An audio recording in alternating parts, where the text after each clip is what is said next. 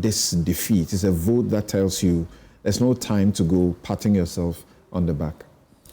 Samson, respectfully, I disagree with that position.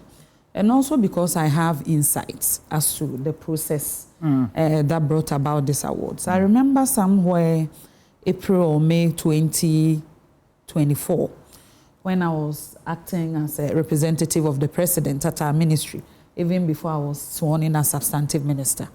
Letters were written to us from the chief director of the presidency that the president is going to do this national awards and honors. And for the public sector, the ministry should do further distribution to their sector agencies and allies. If they have any nominations, then the ministries will compile them and then submit them for the committee set up at Jubilee House to do the vetting.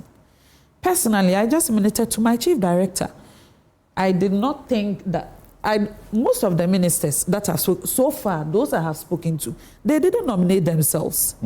Their names were included in nominations that came from their sector. So I remember very well, you mentioned Erastus. So those whose names have been mentioned, let me start referring to them. He was nominated by the Ghana Journalists Association. And the president felt that it's important, if this is what the GJA wants, it is not presidential awards, it's national awards. It's the states honoring people whose sectors or endeavors have been so good that their peers, people in the space, have decided to award them. So I didn't find anything wrong with that. And you know, the mandate of the president ends on Monday. And even after we lost the election, all the activities that were already listed on our calendar for the year, he still went ahead to complete them, respectfully. I am also very saddened that if they want to make a reference to why the awards shouldn't have happened, they mention Honorable Hawa Koomson's name. And I am confused about one thing.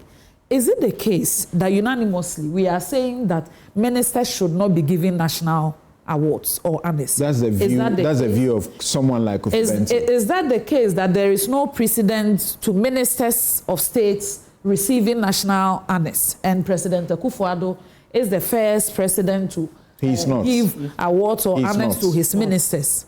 Secondly, looking at Honorable Hawa Koomson, you know, in Ghana, I say bad news sells.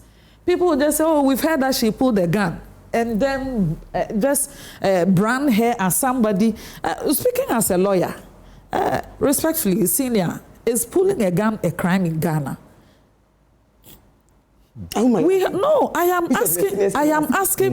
am asking because three of us are lawyers. There's a senior before me, so I will not respond to that senior. You know, three of us are lawyers. And sometimes it is so sad that something will be said about you. You will be prosecuted in the court of public opinion, and then you will be convicted by the public. And that news will continue to spread without context, without being prosecuted and convicted by a competent court of jurisdiction.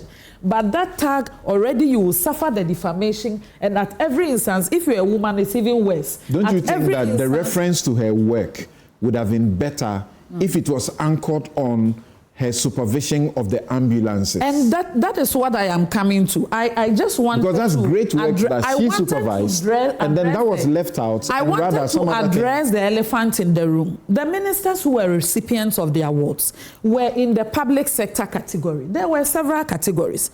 But let me tell you, Honorable Hawa Koomson is one of the most competent women I have ever come across. And you can check her track record from every sector she has worked in.